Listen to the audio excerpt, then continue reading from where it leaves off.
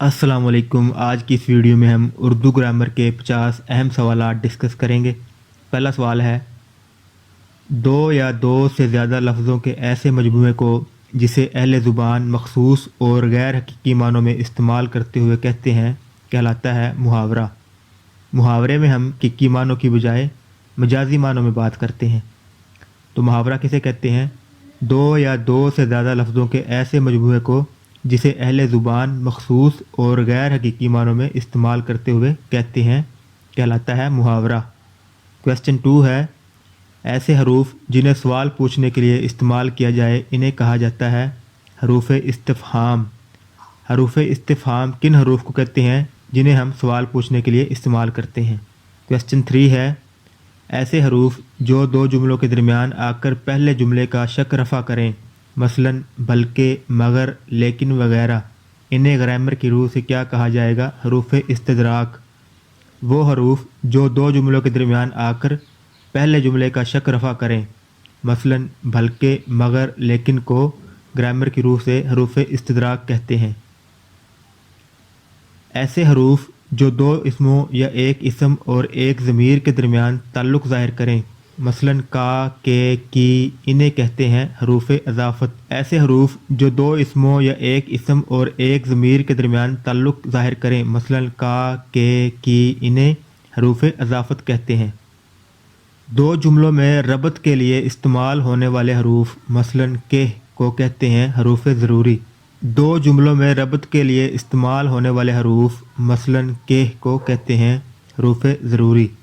जिन हरूफ से दुख, तासुफ़ या अफसोस का इजहार हो, मसलन हाय, उफ़, इन्हें कहते हैं हरूफ तासुफ़।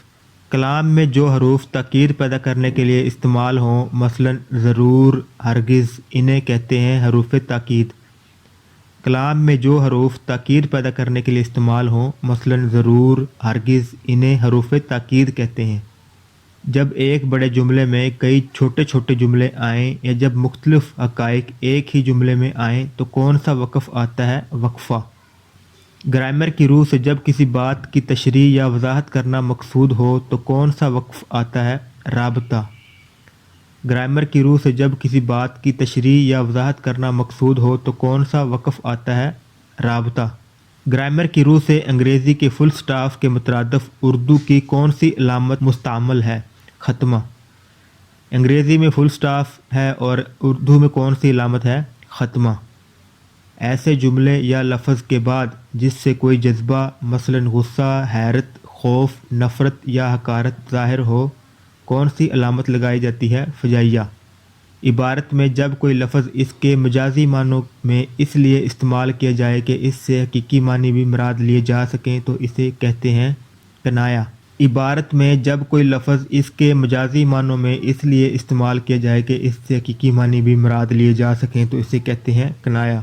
जब किसी लफ्ज़ को हकीकी मानों की बजाय मजाजी मानों में असल इस्तेमाल किया जाए कि हकीकी और मजाजी मानों में तशबीह का ताल्लुक़ मौजूद हो तो इसे ग्रामर की रूह से कहा जाएगा इस्तारा। इस्तारा किसे कहते हैं? जब किसी लफ्ज़ को हकीकी मानों की बजाय मजाजी मानों में असल इस्तेमाल किया जाए कि हकीकी और मजाजी मानों में तशबीह का ताल्लुक़ मौजूद हो तो इसे ग्रामर की रूह से क्या कहा जाएगा? इस्तारा। अरकान इस्तारा कितने होते हैं? 3। अरकान इस्तारा कितने होते हैं? 3। इस्तारा के इस्तेमाल में वो शख्स या चीज़ जिसके लिए कोई लफ्ज़ मुस्तार लिया जाए कहते हैं मुस्तार ला। इस्तारा के इस्तेमाल में वो शख्स या चीज़ जिसके लिए कोई लफ्ज़ मुस्तार लिया जाए इसे कहते हैं मुस्तार ला। इस्तारा में जिससे लफ्ज़ मुस्तार लिया जाता है इसे कहते हैं मुस्तार मुँह। इस्तारा में जिससे लफ्ज़ मुस्तार लिया जाता है इसे कहते हैं मुस्तार मुँह। इस्तारा के इस्तेमाल में जो लफ्ज़ उधार लिया जाता है इसे कहते हैं मुस्तार। इस्तारा के इस्तेमाल में जो लफ्ज़ उधार लिया जाता है इसे कहते हैं मुस्तार। इस्तारा में ऐसी खसूसियत या सिफत जिसकी वजह से कोई लफ्ज़ उधार लिया जाए इसे कहा जाता है वजह जामिया। इस्तारा में ऐसी खसूसियत या सिफत जिसकी वजह से कोई लफ्ज़ उधार लिया जाए इसे कहा जाता है वजह जामिया। ऐसे अल्फाज या हरूफ जो तशबीह देने के लिए इस्तेमाल किए जाते हैं कहलाते हैं हरूफ तशबीह। ایسے الفاظ یا حروف جو تشبیہ دینے کے لیے استعمال کیے جاتے ہیں حروف تشبیہ کہلاتے ہیں۔ تشبیہ دیتے وقت جس مقصد کے لیے تشبیہ دی جائے اسے کہتے ہیں غرض تشبیہ۔ تشبیہ دیتے وقت جس مقصد کے لیے تشبیہ دی جائے اسے کیا کہتے ہیں؟ غرض تشبیہ۔ تشبیہ دیتے وقت ایک چیز کو کسی دوسری چیز کی مانند قرار دینے کو کہتے ہیں مشبہ۔ تشبیہ دیتے وقت ایک چیز کو کسی دوسری چیز کے مانند قرار دینے کو کہتے ہیں مشبہ۔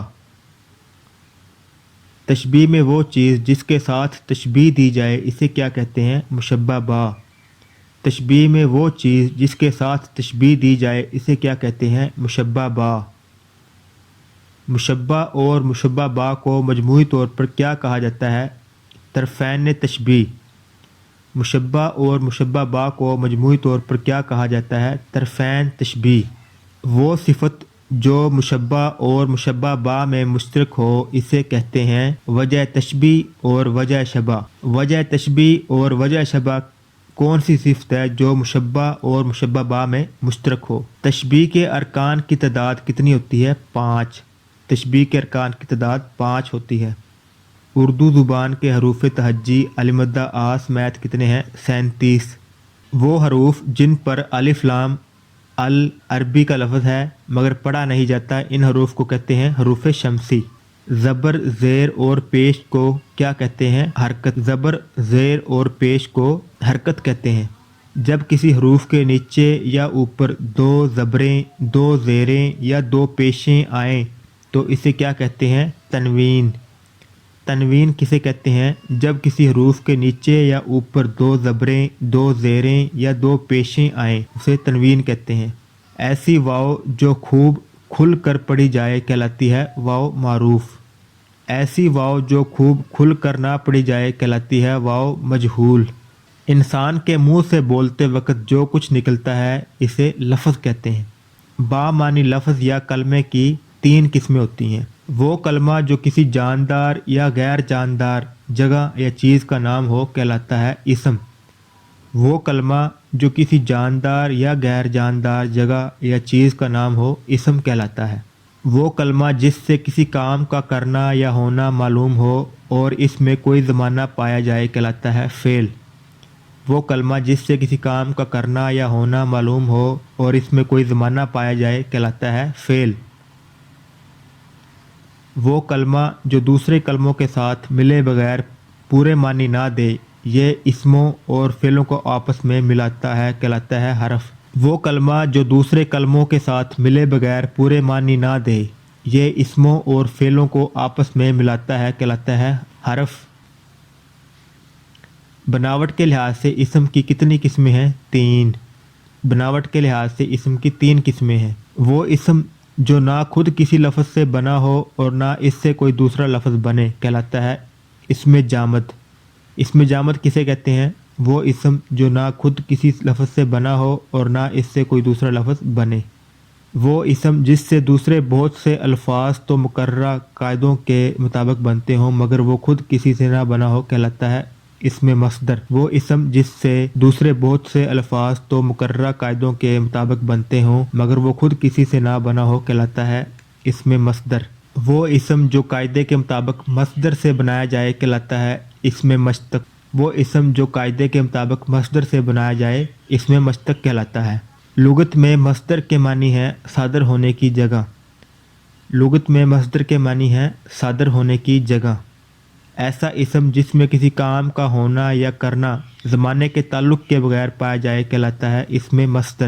ایسا اسم جس میں کسی کام کا ہونا یا کرنا زمانے کے تعلق کے بغیر پایا جائے کہلاتا ہے اسم مصدر۔ اردو زبان میں مصدر کے آخر میں آتا ہے نا۔ اردو زبان میں مصدر کے آخر میں نا آتا ہے۔ بناوٹ کے لحاظ سے مصدر کی کتنی قسمیں ہیں؟ 2۔ بناوٹ کے لحاظ سے مصدر کی 2 قسمیں ہیں۔ بناوٹ کے لحاظ سے مصدر کی کتنی قسمیں ہیں؟ 2 اور کون کون سی ہیں؟ اصلی یا وضعی مصدر، جعلی یا غیر وضعی مصدر۔ ایسا مصدر جو خالص مصدری معنوں کے لیے ہی وضع کیا گیا ہو کہلاتا ہے اصلی مصدر۔ ایسا مصدر جو خالص مصدری معنوں کے لیے ہی وضع کیا گیا ہو کہلاتا ہے اصلی مصدر۔ ایسا مصدر جو دوسری زبانوں کے مصدر یا اسم پر مصدر کی علامت بڑھا کر بنایا جائے کہلاتا ہے جعلی مصدر۔ ایسا مصدر جو دوسری زبانوں کے مصدر یا اسم پر مصدر کی علامت بڑھا کر بنایا جائے کہلاتا ہے جعلی مصدر۔ وہ مصدر جس سے بننے والے فعل کے لیے صرف فاعل کی ضرورت ہوتی ہے کہلاتا ہے لازم مصدر۔ وہ مصدر جس سے بننے والے فعل کے لیے صرف فاعل کی ضرورت ہوتی ہے کہلاتا ہے لازم مصدر۔ وہ مصدر جس سے بننے والے فعل کے لیے مفعول کی بھی ضرورت ہوتی ہے کہلاتا ہے متعدی مصدر۔ وہ مصدر جس سے بننے والے فعل کے لیے مفعول کی بھی ضرورت ہوتی ہے کہلاتا ہے متعدی مصدر۔ یہ تھے ہمارے اردو گرامر کے 50 اہم سوالات۔ اگر آپ لوگوں کو یہ ویڈیو اچھی لگی ہو تو ہمارے اس چینل PPSC امپورٹنٹ MCQs کو سبسکرائب کر لیں اور بیل آئیکن کو بھی پریس کر دیں تاکہ ہر آنے والی ویڈیو کی اپڈیٹ آپ کو ملتی رہے۔ Thanks for watching.